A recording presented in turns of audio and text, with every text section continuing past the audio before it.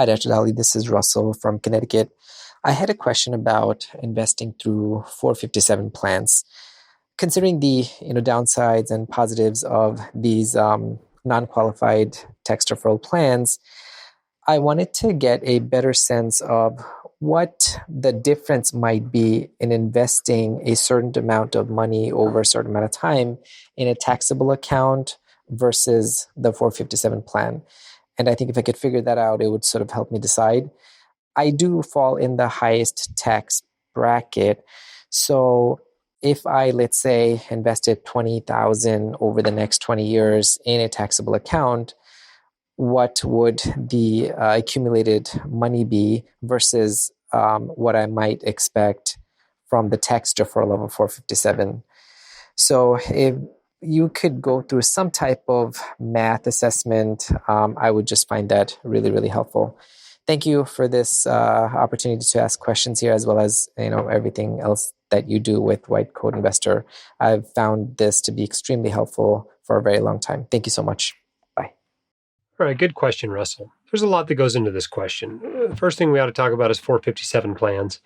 457 plans are not the same as 401ks in that it's not your money. Okay, that's good in an asset protection situation involving you because it's not your money, so the creditor can't get it. It's bad in an asset protection situation involving your employer because it's not your money, it's the employer's money still. A 457 plan is deferred compensation. It's money you haven't yet been paid for work you've already done. The benefit is that you don't pay taxes on it now. Most of these are tax deferred. There are Roth 457s, but most of them are tax deferred, meaning you get to not pay taxes now at presumably a relatively high tax bracket, and you get to take that money out later, presumably during retirement, when you can spread it over the lower tax brackets if you're like most doctors. And so the big benefits of using a retirement plan, whether it's a 457 or a 401k or whatever, are the tax benefits. Okay, you got this arbitrage between your high tax rate now and probably a little bit lower tax rate later. You also have this tax protected growth as it grows, right?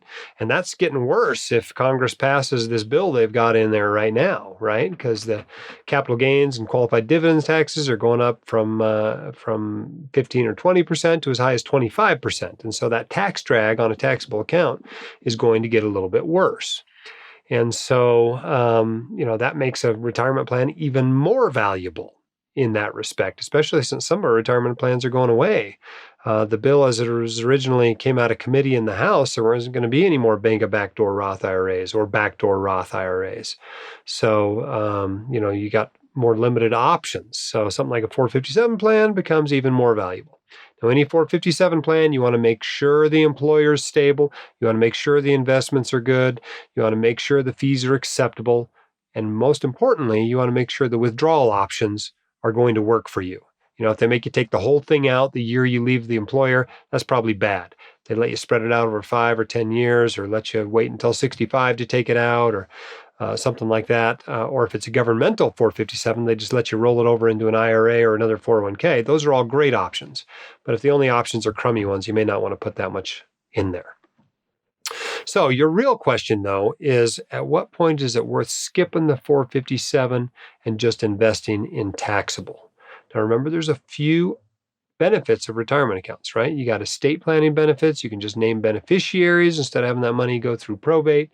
There's asset protection benefits. They're generally protected from creditors, whereas a taxable account receives no protection at all. And there's the tax benefits. So you got to put a value on each one of those. And of course, that tax deferral is worth a lot, and that tax protected growth is worth a lot of money.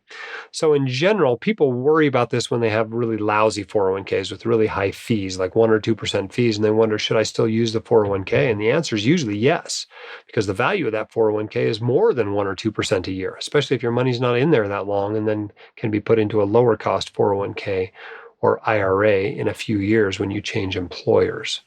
So it's got to be a pretty darn good investment in order for me to pass up on a retirement plan. In fact, I never have actually passed up on maxing out a retirement plan that I could max out in order to invest in a taxable account. I only invest in taxable once I've maxed out all my other options. But I would need to have an investment that I expect is going to earn at least a couple percent more a year after tax before I'm going to pass on the other benefits of a retirement plan in order to invest in it. And so maybe some highly leveraged piece of real estate or some small business that you have some control over meets those requirements. But just investing in taxable in a total stock market account instead of investing in 457 in a total stock market plan or fund, no, that doesn't make any sense, right? It's got to be a significantly better investment for you to pass on retirement accounts. Sometimes people want to pass on a defined benefit cash balance plan. Those are naturally usually less aggressive investments. And sometimes people are willing to pass on that a little more readily to invest in taxable.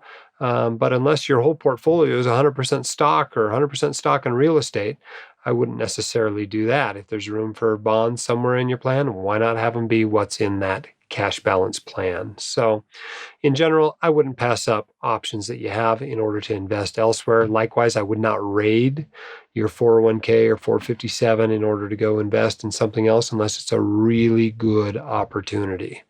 Because you can't go back. You can't go put that money back into those accounts, and you lose those asset protection and estate planning and tax benefits forever once you pull that money out. So keep that in mind. Good luck with your decision, Russell. All right, a quote of the day today comes from William Bernstein.